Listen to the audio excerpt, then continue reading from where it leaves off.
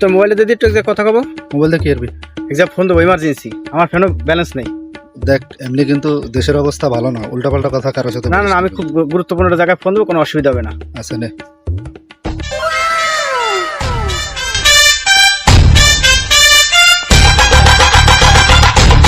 Hello, হ্যাঁ রাজু বলছি, আমার ফোনে ব্যালেন্স নাই, আমি তোদের যে 10 লাখ টাকা চাঁদা চাইছি এই চাঁদা দিয়ে দিস। আমি রেখে দিলাম, আমি ব্যস্ত আছি এই নাম্বারে, ঠিক আছে? আমারে ফোন দিস, আমার ওই নাম্বারে ফোন দিবি যাতে আমি টাকাটা দিয়ে পাওয়া যায়।